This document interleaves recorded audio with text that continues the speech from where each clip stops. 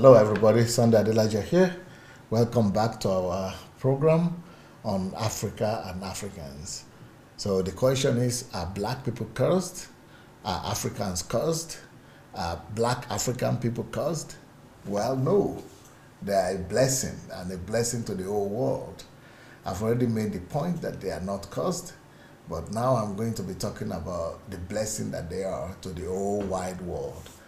And today I'll be talking about Japan, the African origins of Japan. The African origins of Japan. Can you believe that? When we talk about Japan today, we are talking about a highly developed society, technology, a country that is the second biggest economy in the world, maybe the third now, thanks to China. But don't worry, we are going to get to China as well, that the black origins of China. We are going to get to that one too, and we are going to talk about how Africans brought civilization and to China, and today is Japan. Tomorrow will be China, and Asia countries all together. We're going to be talking about the influence of civilization, of the African civilization on all these regions. So the book that I wrote, which is the basis that I'm using, is my research that I'm using to do this teaching, is called How Africans Brought Civilization to Europe. Well, but in the real sense, it's not just to Europe, it's to the whole world. How Africans brought civilization to the whole world. So Africans are the source and the basis of civilization of all nations of the earth. And that's what my series is all about. So it's not just about how Africans brought civilization to Europe, but it's going to be, we're still going to get to Europe here too. We're still going to, so I started with Africa and then went to Egypt. Now I've gone to Mongolia and Mongoloid race. And then we're going to China, we're going to Japan now today. And then we'll go to China, and then we'll keep on going until we get to America, we'll get to Europe, and you see that no, black people are not caused at all. They are too blessed. They are too blessed. They are too blessed. So, okay, the African origins of Japan. Okay, here we go. Traces of black people were definitely found both in the prehistoric period of Japan and the following eras all over Northeast Asia. So you remember I told you already about how these lands were separated and divided, and how every country, every continent began to be different from one another. And especially when you talk about Japan, it's an island, and a lot of islands. So that is all as a result of the flood and the division of the earth that happened. But before then, Africans were already there. So even the prehistoric era of Japan, they recorded the presence of Africans and the prominent role of Africans. And this was when all these nations were still together, and they had migrated there before they were separated through the separation of the continents. So, so the prehistoric period of Japan in their history is recorded, the role and the place of black people. And then the following eras also always recorded the place and role of black people in the Asian part of the world. So let's look at what the historians say about this, so that you don't just take my words for it. The revered, very respected James Body, alumnus of Lincoln and Princeton universities, noted a considerable and indelible African procession or presence in the early history of Japan, and that Japanese, at least in part, are Asian Negroes. That's what they used to call them. At Crete, Asia was that? At Crete. Asian Negroes. They were called Asian Negroes. And because of the large, huge, undeniable presence of black people. Then you wonder, why do you say, where are the black people there now? Why is it that we don't have them? That's a different history. But, they mixed up. They mixed up, and you know, the acclimatation and pigmentation also have happened, and a lot of things have happened. But the features are still there, and the history is still there. They are described. The black people are described in Japan as having special features, and they were you know, you cannot hide black people. Black people cannot be hidden. Black people is, you know, it's obvious, and they are clear. It's clear everywhere. So when their writings and in their history, Japanese history, they are always talking about the black people with special features, the coarse hair, and dark skin color. You see. Apart from their striking Negro features, ancient Japanese historians themselves wrote that during prehistoric era, black barbarians of the south sailed from the south on ships and settled in Japan. So Africa is the south. That's the way they say that they sailed from the south and settled in Japan. That's their own history. These immigrants mixed and united, became one with one another and with local residents, local people there. And as a result, the Japanese became a homogeneous race. That is how they were able to create a homogeneous race whose physical features show an undeniable presence of a Negroid element, even up to now. Black people in Japan have played a prominent role since ancient times, up until the 8th century after Christ. Thus, a Japanese proverb says that for a samurai, and samurais are their warriors, are the most fearful and fierce warriors of Japan. And they are the ones who protected the kings, and they are the ones who fought for the land, and they are the ones that are so renowned for their boldness that they would rather die than come back defeated from a war. So that's what made them to be, they actually go on suicide mission. On a mission to serve, they go to the military not to come back, to serve and give their lives defending the king and the land.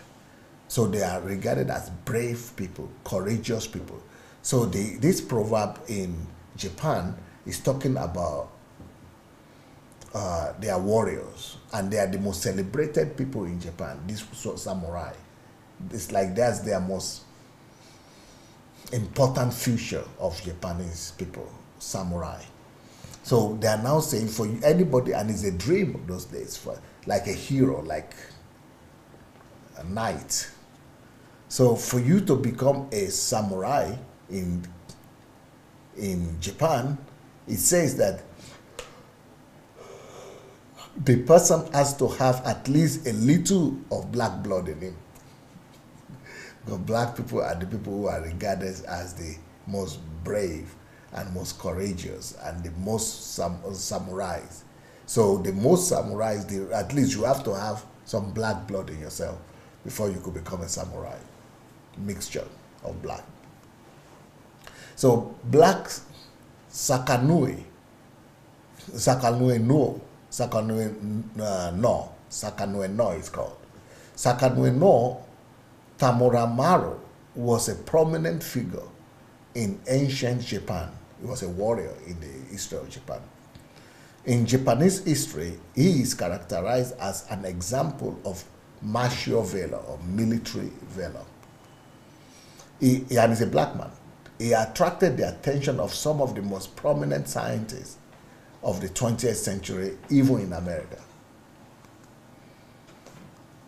Anthropologist Alexander Chamberlain noted that Negroes, that's what they used to call black people those days, that Negroes' contribution to the human civilization is infinite and unforgettable. Thus, crossing Asia, we again find traces of Negroes, for example, in distant Japan. That's what he discovered, because at this point, American people were looking down at black people. They were, humiliating them. And when they began to now study the history of black people all over the world, they discovered that, wow, these people are not just supposed to be slaves. They are not just slaves. They've never always been slaves. They have contributed greatly to the development of civilization, even as far as Japan. When the Japanese progressed to the north, the leader of their armies was Sakanue no Tamuramaro, a famous general who was a black person, a Negro. At that time, Neolithic residents in those areas were Aino, whose name, by the way, is also conformable with the name Ano, a name used for ancient Africans in the Nile River. Even up to now, people still use that Ano in different African languages. As a result of successful leadership of the Japanese armies, the black Sakanue no Tamuramaro became the first man who was honored with the title of Sheisai Shogun. Is still there up to now in Japan, that title.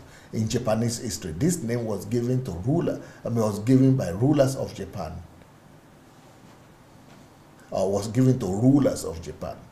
That's the title that the rulers of Japan carried. And the first person to get it was the black man, the first statesman of Japan.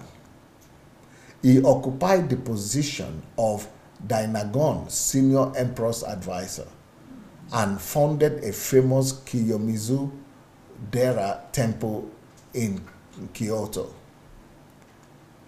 In the following centuries, he was honored among the military as an exemplary commander and became the first one to receive the highest military rank in Japan, Shogun. People still bear that up to today. Even their sports people, they bear that Shogun. It is incredible that Japanese still admire their ancient black general. Now, let's look at the following ancient. No, we are not going to do that today. We are going to do that tomorrow. We're going to do that tomorrow. I want to look at other regions in Asia.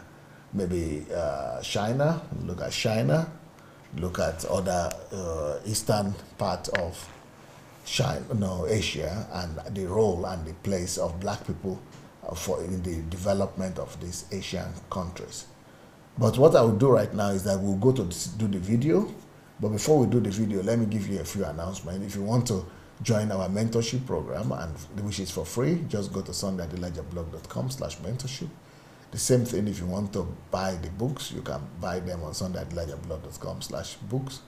You can do the same thing if you want to join us to go to Nigeria to revive Africa, sundayadelaijablog.com/Nigeria. And if you want to come for History Makers training, HMT, you can also go to sundayadelaijablog.com/HMT. So thank you so much for your time. And let's look at the video. The video should be able to help us to bring even more clarity to some of these things that I've tried to enumerate to you today. Tomorrow we'll talk about China and the role of black people in forming.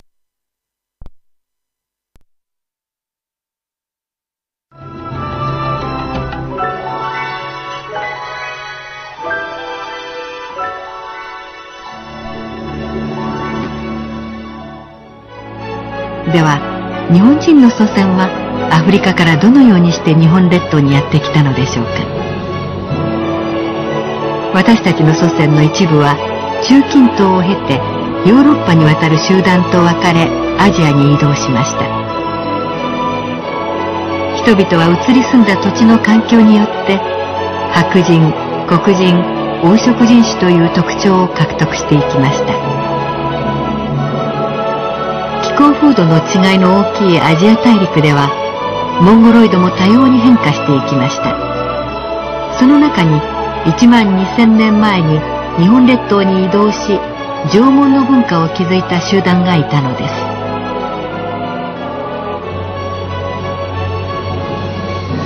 それからさらに1万年後、別の集団が再び日本列島に渡ってきました。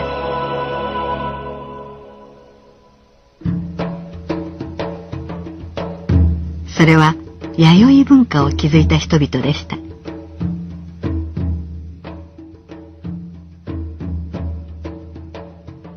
その一部は縄文を駆逐し、あるいは混じり合い、稲作の文化を広げていったのです。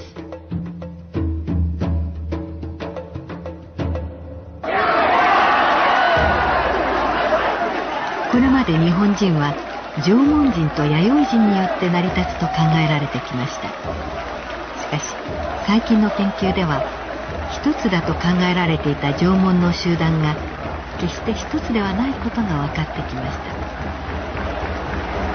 た。同じ縄文の子孫と考えられてきた沖縄とアイヌの人々の DNA を比べると、少なくとも一文字は違うのです。これはそれぞれの祖先が日本列島に渡ってきた当時からすでに別の集団だったことを示しています。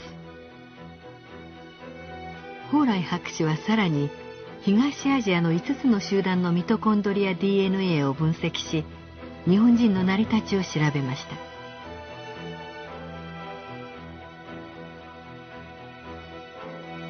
その結果は思いがけないものでした。蓬莱博士によると、本州の日本人では日本人固有のタイプはわずかに 4.8% しかありませんでした。それに対して韓国人や中国人と共通の配列を持つ人がおよそ 50% にも達することが分かりました。さらにアイヌや沖縄と共通のタイプを持つ人が4分の1もおり、多様な集団で成り立つことが判明したのです。一方、韓国人では韓国人に固有の配列は 40%、 中国人では 60% もありました。本州の人たちというのは遺伝的にあまりその特徴がなくて、むしろ大陸というか中国とか韓国人のそういう特徴が非常に多く含まれるということが分かったわけです。決してその遺伝的に均一な集団ではないということが分かったわけです。アジア大陸から日本列島に渡ってきたモンゴロイド。これまで一つだと思われてきた縄文人、一つだと思われてきた弥生人も、実はそれぞれ多様な集団だったのです。